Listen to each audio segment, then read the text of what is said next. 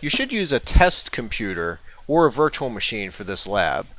Don't use your everyday computer. We don't want anything happening to your data or anything bad to happen to your computer, just in case. So use a test computer or a virtual machine for this lab. And by the way, there's lots of free software out there that you could use to scan your computer. This is just one example. I'm at the Trend Micro website, and they have some free software here called Housecall. I'm going to download the 32-bit version. Okay, this will depend on what you're running, your system, if you have 32 or 64-bit. So select the correct one, click the link, and we'll download Housecall just by clicking on the little house here. And we'll save the file.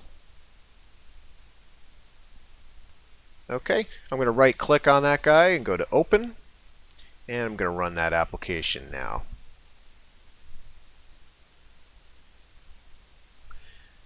That's going to download some updates and then run through the installation real quick. Pretty simple install for the program. Okay, so that's finished the download of the updates. I'm going to accept the terms of the agreement, click Next. And to get started, we just click Scan Now. So that's going to scan through the system, and obviously there's lots of options for that. You can scan specific folders or just system folders, but this is going to scan for your typical viruses, worms, Trojan horses, and things of that nature.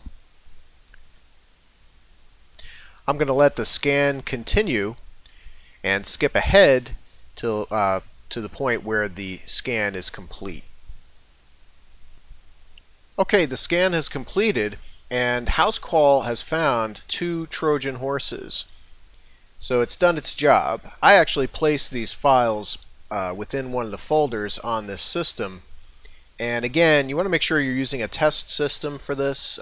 This is my test computer that I'm scanning. Don't really want anything to happen to a computer that has real data or that kind of thing. So using a test computer for this. But I found both the Trojan horses, and these are actually part of the Sub 7 application that we discussed within Chapter 2 in the text. So it found both of them, and you can take some different actions here. You can ignore them if you think there's something that you really want. In reality, I do want these because I'm using them, but it'll find these types of malicious applications and prompt you to fix them, usually by quarantining them. But we could ignore it or fix it. That would be up to you. Obviously, if you find stuff and it's detrimental to the computer and it's malicious, you want to go ahead and fix that.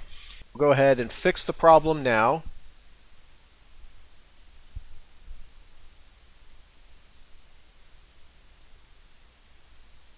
Okay, that's going to quarantine those 2 Trojan horses, those remote access Trojans. So those 2 threats are now fixed. So Housecall has pretty much passed the test for some basic Trojans that I placed on the computer. So I've tested the software, seen that it works in a decent fashion. And there are a lot of different test viruses, worms, Trojans that you can use on a test system to see if the antivirus software that you're planning on using will work as it's advertised. And there's a lot of different antivirus programs out there, but quite often as a system administrator, you'll constantly be analyzing new products and perhaps changing over from one product to another. So there's the Housecall program. When you're finished, I recommend uninstalling any of the malware programs that you've utilized. And again, just gotta say this one more time, make sure you're doing this on a test computer.